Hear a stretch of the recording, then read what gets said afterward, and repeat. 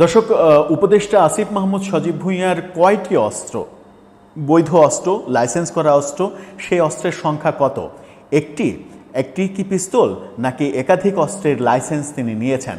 লাইসেন্সটা যেভাবেই নিয়ে থাকুন না কেন, সেটা বৈধ প্রক্রিয়ায় হোক কিংবা উপদেষ্টার প্রভাব খাটিয়ে হোক, যেভাবেই হোক না কেন, যদিও বৈধ প্রক্রিয়ায় লাইসেন্স করার যোগ্যতা তার নেই, তারপরেও তিনি লাইসেন্স নিয়েছেন, সেই তথ্যটা এবার সামনে এসেছে। সেই তথ্য অনুযায়ী আমরা জানতে পারছি যে গত বছরের ডিসেম্বরের শুরুতে এবং মাঝামাঝি সময়ে একটি নয়, দুটি বন্দুকের লাইসেন্স নিয়েছেন তিনি, একটি পিস্তল এবং একটি শটগান। দুটি বন্দুকের লাইসেন্স নিয়ে এই দুটি বন্দুক কে ব্যবহার করবে, তার লাইসেন্স করা বন্দুক কে ব্যবহার করবে, দুইটা যেহেতু, একটা পিস্তল তিনি ব্যবহার করতে পারেন কিন্তু আরেকটা শটগান, এটা কে ব্যবহার করবে, এটা একটা বড় প্রশ্ন। দৈনিক ইত্তেফাক ভেতরের তথ্য সামনে নিয়ে এসেছে, সেখান থেকে আমরা জানতে পারছি যে লাইসেন্স নেওয়ার ঘটনাটা ঘটেছে কুমিল্লা থেকে এবং সেটা গত ডিসেম্বর মাসে। কিভাবে নিলেন তিনি লাইসেন্স, সেই আলোচনা করব এই ভিডিওতে। থাকবেন পলিটিক্স টিভির নিয়মিত আয়োজনে।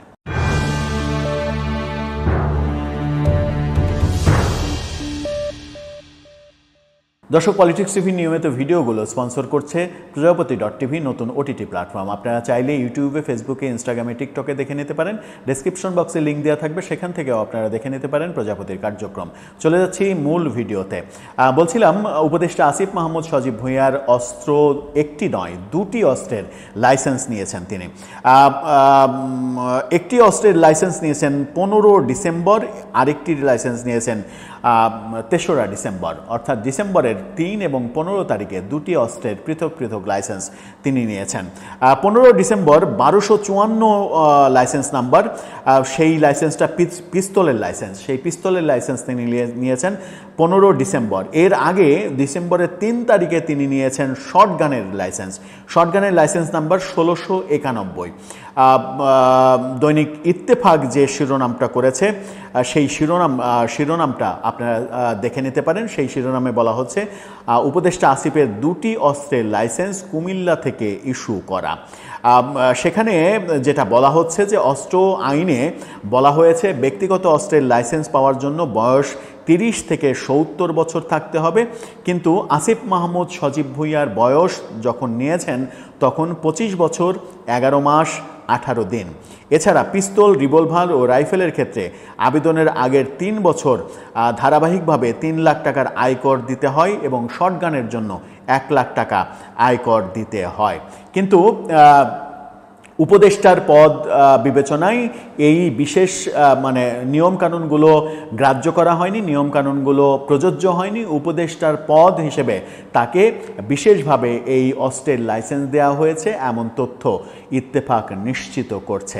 তার মানে হচ্ছে যে উপদেষ্টা হলে আইনের ব্যত্যয় ঘটানো যায় নাকি আইনের একেবারে ডিটেল খাতায় এটা লেখাই আছে যে মন্ত্রী এমপিরা আইন মানতে বাধ্য নয়, আইন মানা তাদের কাজ নয়, আইনের বরখেলাপ হলেও তারা সেই কাজটা করতে পারবে। যদি এরকম আইন থেকেই থাকে, ইত্তেফাক সেরকম আভাসও দিচ্ছে যে মন্ত্রী, এমপি, স্পিকার, প্রধানমন্ত্রী, রাষ্ট্রপতি, এই পদগুলোর জন্য আইন বিশেষ করে কর আইনের ক্ষেত্রে তারা ছাড় পেতে পারেন, সেই তথ্য ইত্তেফাক দিচ্ছে। কিন্তু এই কর আইনে যখন ছাড় পেতে পারেন তখন বয়সের আইনে কিভাবে ছাড় পেলেন, নাকি দুটোই ছাড় পাওয়ার অ্যাবিলিটি রয়েছে মন্ত্রী এমপিরা, তারা তো যা চাইবেন এ দেশে তাই হবে। সেই যে পুরনো রাজনৈতিক বন্দোবস্ত, সেই পুরনো রাজনৈতিক বন্দোবস্তের মধ্যেই আছি, পুরনো নিয়মেই তিনি নিয়েছেন, পুরনো নিয়মেই সুযোগ সুবিধা ভোগ করছেন তিনি, কিন্তু মুখে বলছেন নতুন রাজনৈতিক বন্দোবস্ত উপহার দিয়েছেন, নতুন রাজনৈতিক বন্দোবস্তের দিকে এগোতে হবে, শেখ হাসিনা ফ্যাসিস্ট, তার সংবিধান বাতিল করে দিতে হবে, কিন্তু পুরনো নিয়মেই সব কিছু চলছে এবং সুবিধা ভোগ কিংবা সুবিধা আদায়, বিশেষ সুবিধা আদায়, এই প্রক্রিয়াগুলো থেমে নেই। এখন প্রশ্ন হচ্ছে যে আসিফ মাহমুদ সজীব ভুঁইয়ার অস্ত্র একটা না, দুইটা, শটগানও আছে। শটগানের মডেলটা অবশ্য ইত্তেফাক নিশ্চিত করেনি। বিদেশি একটি পত্রিকা, একটি না একাধিক পত্রিকা খবর করেছিল যে আসিফ মাহমুদ সজীব ভুঁইয়ার যে ম্যাগাজিনটা পাওয়া গেছে বিমানবন্দরে তার ব্যাগে, সেটা AK-47 রাইফেলের ম্যাগাজিন। তাহলে কি তিনি AK-47 রাইফেলের লাইসেন্স নিয়েছেন? সেই লাইসেন্স কি কারো পাওয়ার কথা? সেটাও একটা বড় প্রশ্ন। যদিও ইত্তেফাক নিশ্চিত করেছে একটা রাইফেল এবং একটা পিস্তলের লাইসেন্স। প্রশ্ন হচ্ছে এই দুইটা বন্দুক তিনি একসাথে চালান কিভাবে, কে চালায় তার বন্দুক? আবার যখন তিনি এই লাইসেন্সটা নিয়েছেন 25 বছর 11 মাস তার বয়স, 25 বছর 11 মাস 18 দিন তার বয়স, সেই বয়সে তিনি দুটো বন্দুক কেনার টাকা কোথায় পেলেন? তিনি তো কোনো উপার্জন করেন না, তিনি সদ্য ছাত্রত্ব শেষ করেছেন, তার কোনো পেশা নেই, উপদেষ্টা হিসেবেই তার প্রথম কর্মযজ্ঞ শুরু। তাহলে এই টাকার উৎস কোথায়?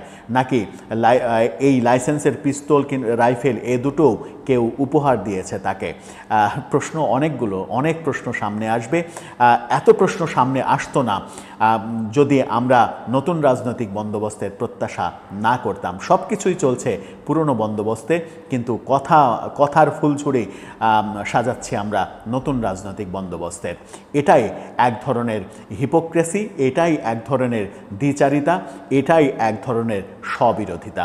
দর্শক, আপনার মতামত জানিয়ে লিখতে পারেন আমাদের কমেন্ট।